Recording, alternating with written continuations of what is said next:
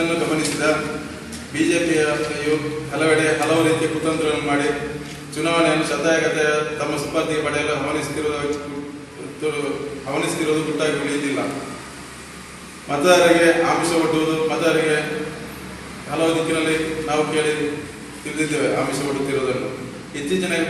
ಇತ್ತೀಚೆಗೆ ಕೆಲವು ಕಡೆ ಕಾಂಗ್ರೆಸ್ ಬೆಂಬಲಿತ ಅಭ್ಯರ್ಥಿಗಳು ಅವಿರೋಧ ಆಯ್ಕೆಯಾಗಿರುವುದನ್ನು ಗಮನಿಸಿದರೆ ಜನರ ಒಲವು ಕೂಡ ಕಾಂಗ್ರೆಸ್ ಪರವಾಗಿರುವಂಥದ್ದು ನಿಶ್ಚಲವಾಗಿದೆ. ಒಂದು ಅಭ್ಯರ್ಥಿ ನಮ್ಮ ಕೂಡಿಯಲ್ಲಿ, ಮತ್ತೊಂದು ಗೋಪಾಲಪುರದಲ್ಲಿ ನಿನ್ನೆ ಈಗಾಗಲೇ ನಮ್ಮ ಕಾಂಗ್ರೆಸ್ನ ಅಭ್ಯರ್ಥಿಗಳು ಬೆಂಬಲಿತ ಅಭ್ಯರ್ಥಿಗಳು ಈಗಾಗಲೇ ಅವಿರೋಧವಾಗಿ ಆಯ್ಕೆಯಾಗಿದ್ದಾರೆ. ಇದೇ ನಮ್ಮ ಪ್ರಪ್ರಥಮ ವಿಜಯ ಸಂಕೇತವಾಗಿದೆ.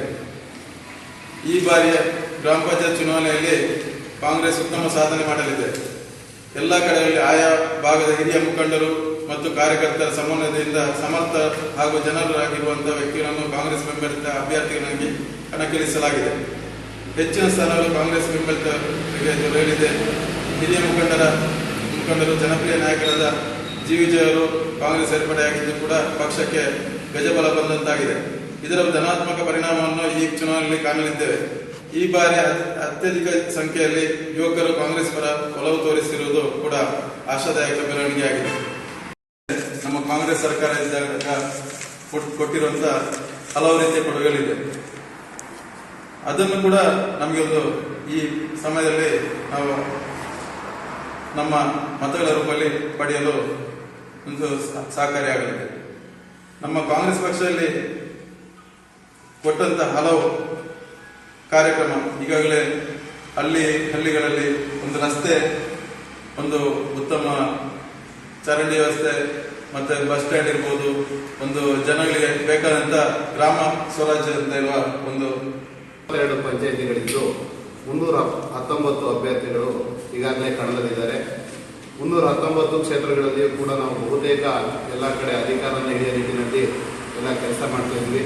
ಈ ಬಾರಿ ಕಾಂಗ್ರೆಸ್ಗೆ ಒಳ್ಳೆಯ ವಾತಾವರಣ ಇರೋದ್ರಿಂದ ಇಲ್ಲಿ ನಮ್ಮ ಸಾಮೂಹಿಕ ನಾಯಕತ್ವದಲ್ಲಿ ಕುಶಾಲನಗರ ಬ್ಲಾಕ್ ಕಾಂಗ್ರೆಸ್ ವ್ಯಾಪ್ತಿಯ ಹಿರಿಯ ಕಾಂಗ್ರೆಸ್ ಮುಖಂಡರುಗಳು ಮತ್ತು ಕಿರಿಯ ನಾಯಕರುಗಳ ನೇತೃತ್ವದಲ್ಲಿ ಒಂದು ಸಾಮೂಹಿಕ ನೇತೃತ್ವದಲ್ಲಿ ನಾವು ಈ ಚುನಾವಣೆ ಎದುರಿಸ್ತಾ ಇದ್ದೇವೆ.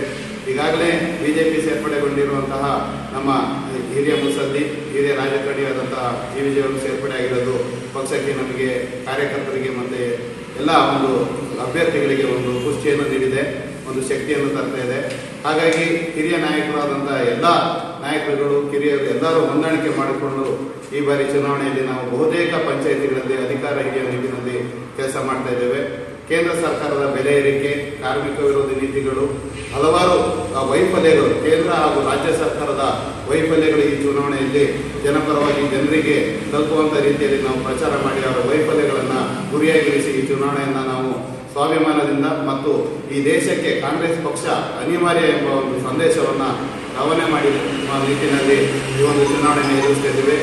ಕೂಡಿಗೆ ಪಂಚಾಯತಿಯಲ್ಲಿ ನಿನ್ನೆ ಒಂದು BCM ವಿರೋಧ ಮತ್ತೆ ಅಧ್ಯಕ್ಷರು ಬೇರೆ ಕಡೆ ಅಂತ ಹೇಳಿ ಹೀಗೆ ರಾಜ್ಯಾದ್ಯಂತ ಇವರು ಚೆನ್ನಾಗಿ ನಡ್ಕೊಂಡು ಹೋಗ್ತಾ ಇರ್ತದೆ. ಇವರು ಇನ್ನೂ ಹೆಚ್ಚಿಗೆ ಮಾತಾಡಬೇಕು, ಈಗ ಬೇಡ, ಸ್ವಲ್ಪ ಸಾಕು.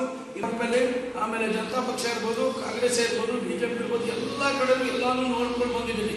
ಏನೇನಾಗಿದೆ, ಏನೇನಾಗಿದೆಲ್ಲ ಈಗ ಮರಳಿ ಕೂಡಿಗೆ ಅಂತಾಗಿದೆ.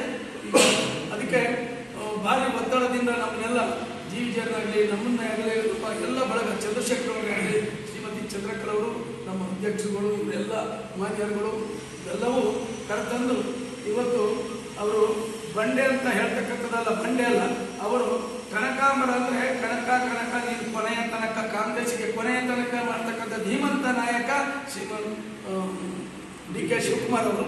ಮತ್ತು ಉಳ್ಳವನಿಗೆ ಭೂಮಿ ವಿನಃ ಉಳುವವರಿಗಲ್ಲ, ಈ ಒಂದು ನಿಯಮವನ್ನು ತರ್ತಾ ಇದೆ. ದುರಂತ ರಾಷ್ಟ್ರಕ್ಕೆ ಮತ್ತು ರಾಜ್ಯಕ್ಕೆ. ಕೆಲಸ ಮಾಡಿದರೆ ಅನ್ನೋದು ನನಗೆ ಖಂಡಿತ ಇಲ್ಲಿ ಕಾಣ್ತಾ ಇಲ್ಲ. MLA ಕೆಲಸ ಈಗಲೂ ಕಾಣ್ತಾ ಇಲ್ಲ. ಎಲ್ಲ ಜಿಲ್ಲಾ ಪಂಚಾಯತಿ ಸರ್ಕಾರದ ಬಂದಂತ ಹಂತದಲ್ಲಿ ಕೆಲಸ ಮಾಡ್ತಾ ಇದ್ದಾರೆ. ನಮ್ಮ MLC ಇದ್ದಾರೆ. ಯಾವ MLC ಇದ್ದಾರೆ? ಸುನೀಲ್ ಸುಬ್ರಹ್ಮಣ್ಯ ಇದ್ದಾರೆ. ನೀವು ಯೋಚನೆ ಮಾಡಿರೋ